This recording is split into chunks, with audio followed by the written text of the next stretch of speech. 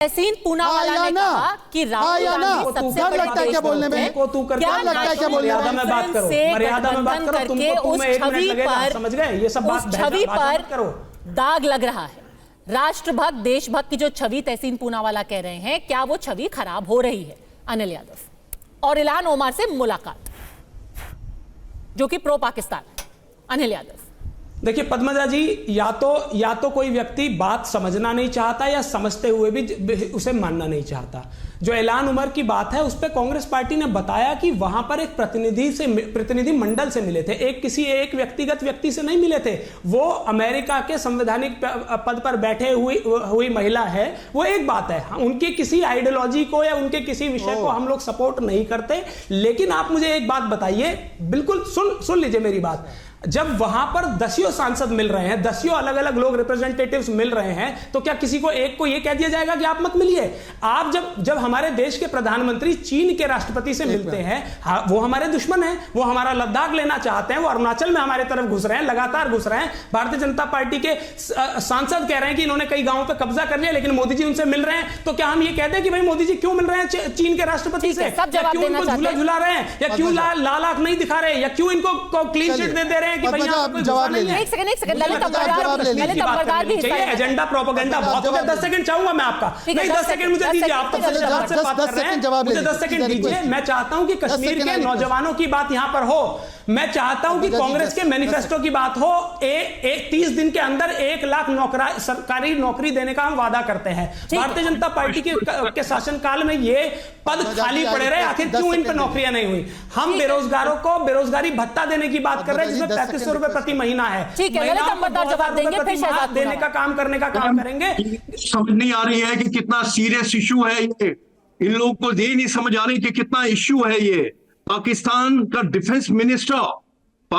Defence minister comment करता है हिंदुस्तान के एक पोटेंशियल, जो अपने आप को वन वी प्राइम मिनिस्टर है, अपने आप को समझते हैं, पूरे अमेरिका में जाते हैं, बात करते हैं, भाषण देते हैं, उनके बारे में टिप्पणी करें। मैं समझता हूं कि सब पॉलिटिकल पार्टीज को इसका इंट्रोस्पेक्शन करना चाहिए। आप कहते हैं कि हम लोग इल्हान उमर डेलीगेशन में आगे हम नहीं आएंगे। जब नरेंद्र मोदी वहां पे, इंडिया का प्राइम मिनिस्टर वहां पे बैठता है, बोलता है, कुछ भी इल्हान उमर ने वहां से वॉकआउट किया था।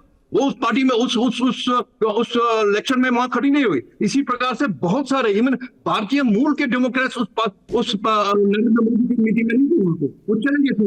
इसलिए ये कहना कि आप नहीं चाहते कि डेलीगेशन में कौन आएगा। दूसरी बात मैम, ये जो इलेक्शन के नाम पे जो कश्मीर डेमोक्रेसी और इंसानियत नाम है, कश्मीर के अंदर जो टॉक्सिसिटी है, you have to feel it on the ground.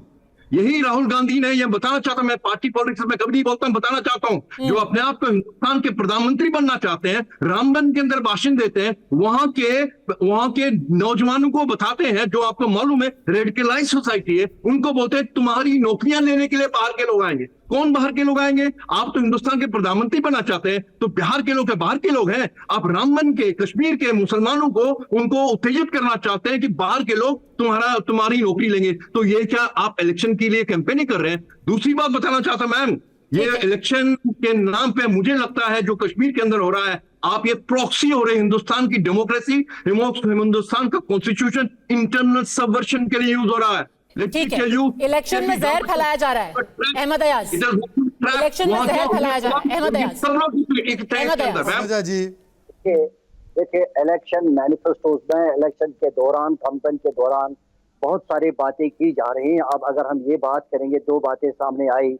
एक ये कि पाकिस्तान का नारा देकर अकबर लोन ने असेंबली में कुछ किया, वो उसका व्यक्तिगत इशू है। वो कोई ऑर्गेनाइज्ड किसी पार्टी की तरफ वो नहीं बोल रहा था। व्यक्तिगत इशू कैसे हो गया?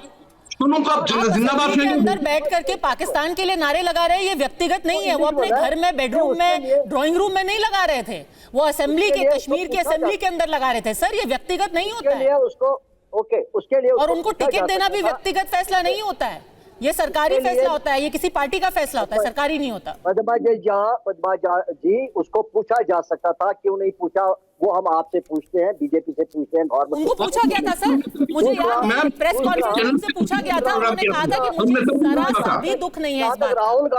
जहां तक राहुल गांधी की इस बात का मामला है कि उसने ये कहा कहीं इलेक्शन के दौरान के बाहर वाले यहाँ आएंगे, ये कश्मीर के मामले का कश्मीर के लिए ही नहीं है, बल्कि बहुत सारे रियासतें ऐसे हैं कि जहां जॉब्स और लैंड राइट्स के प्रोटेक्शन है, नेपाल के आएंगे, अमेरिका के आएंगे, आपकी और क्योंकि जम्मू कश्मीर में 1927 ठीक है, शहजाद पूनावाला रिस्पॉन्ड कर रहे हैं। शहजाद पूनावाला, कश्मीर में 1927 से ये प्रोटेक्शन है। I require 20 seconds uninterrupted. मैं आपसे रिक्वेस्ट करता हूं, अगर कोई मैं आपसे रिक्वेस्ट करता हूं, मुझे 20 सेकंड्स अनइंटरप्टेड 20 सेकंड्स आपको दे रही हूँ शहजाद पूनावाला। पद्मजा जी, मोटी मोटी 20 बात आज ये कही जा रही है, uninterrupted। जो कांग्रेस और नेशनल कॉन्फ्रेंस ने कहा, उस वक्त पाकिस्तान पंजाब से पाकिस्तान का नैरेटिव पुराना हो गया है।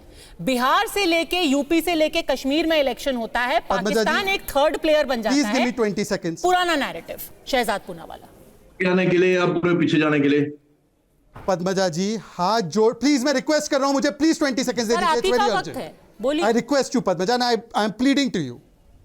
नहीं, कोई बीच में बोल रहा है इसलिए। पद्मजा जी, पाकिस्तान को सबसे पहले नेशनल कॉन्फ्रेंस ने लाया चुनाव में बाय सेइंग कि पाकिस्तान से डायलॉग करेंगे, उनके मैनिफेस्टो में।